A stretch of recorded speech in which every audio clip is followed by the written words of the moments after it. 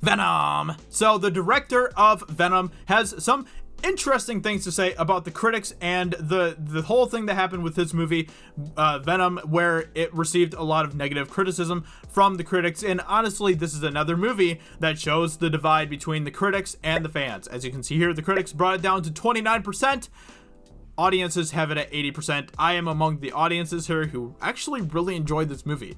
Is it a good movie? No. Is it like a masterpiece or anything like that? Not even close.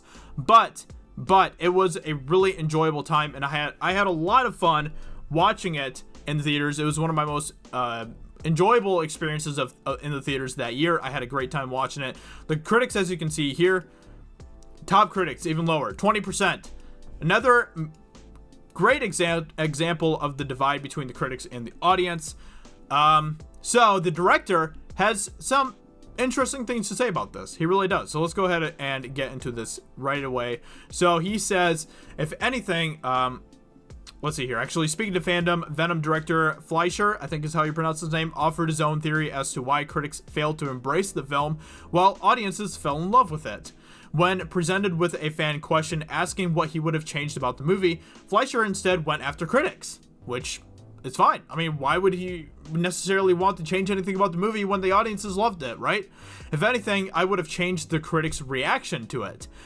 I was really bummed that people didn't like it because it's a crowd-pleasing movie. Well, honestly, I think that you did a pretty good job with that. You have an 80% from the audiences, the people that actually matter when it comes to these types of movies. So I think you did create a crowd-pleasing movie. I think you did. And I'm not sure if there was just blowback against Sony or people just worship Marvel, but I was really surprised that the critics were gunning for it because audiences really enjoyed the movie. And so many people who've seen it just appreciate that it was a fun superhero movie, which is totally 100% what that movie is. So I was a little surprised. I don't know what they were expecting. I totally agree with you here, dude. I totally agree with you here.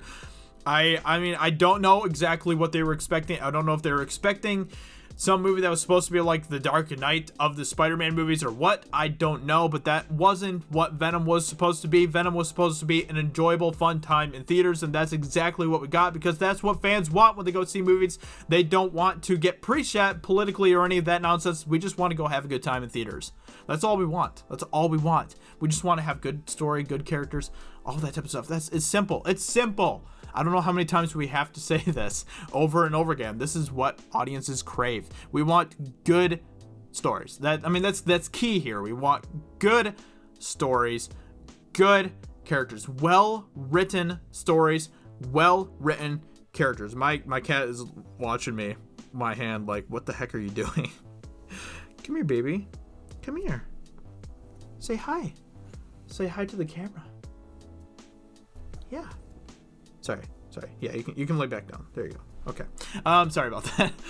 So, he's taking a dig at the critics here. And I think that more and more people are waking up and seeing the divide here. They're seeing that the critics and the audiences have very different intentions of what they want from movies when they go see movies, right? Like the critics, they're looking for completely different things when they see movies nowadays than what the audiences are looking for. And it's showing more and more. We're getting more and more examples of this every week, it seems like. Almost every week we're seeing, like, just this past week alone, Gemini Man.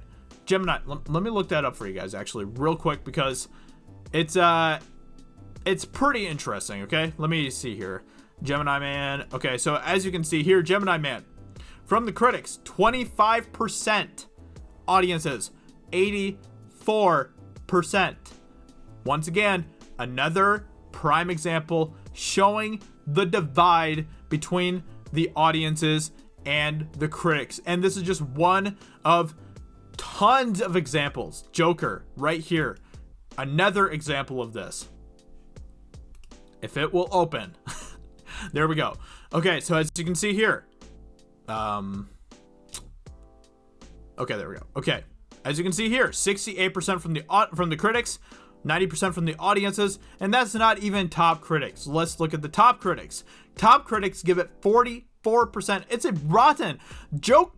Just think about this, okay? Think about this. Joker, Joaquin Phoenix's Joker movie is rotten to top critics. Rotten.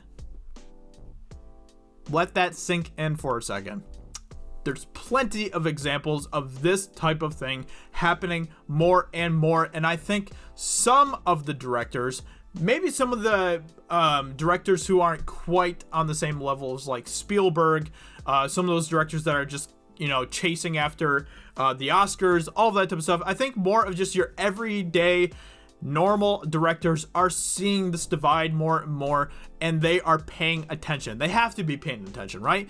Directors, they obsess over Rotten Tomatoes and all of that type of stuff, just like commentators do, like me, right? We always are looking at what's going on Rotten Tomatoes because it's interesting. There's a lot you can glean from that. Like, we're learning a lot from it as well. We're learning the divide between the critics and the audiences, right? We're seeing this type of stuff more and more, and some of these directors, they have to be paying attention to that as well. So, you know, I just want to say to the directors in Hollywood, pay attention to what the audience is saying. Pay attention to what the audience is responding to your movies with, because more and more people are waking up to the nonsense of the critics and seeing just what complete BS they are into.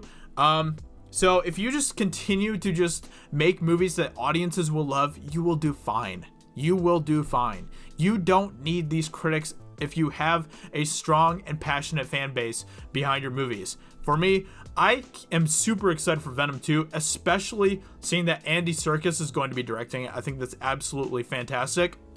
So, you know, I just appreciate that you know, we have another director here, Fleischer, who is waking up, seeing what's going on, and, you know, he kind of gives some theories about why. I don't think he quite nails it on the head here. He might hit the head a little bit with, like, people just worship Marvel or something, or, you know, the Sony blowback or whatever. He might be hitting the head a little bit there, but I think that it is deeper than that in a lot of ways.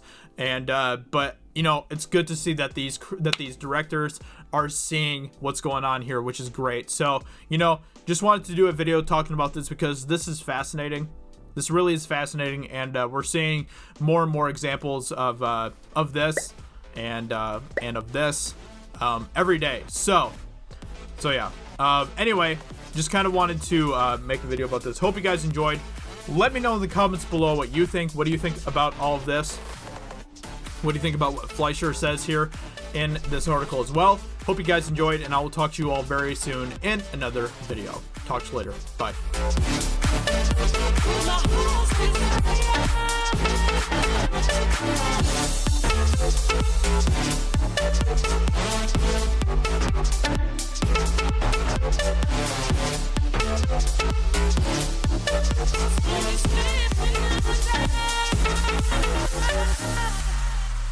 With my heart's desire.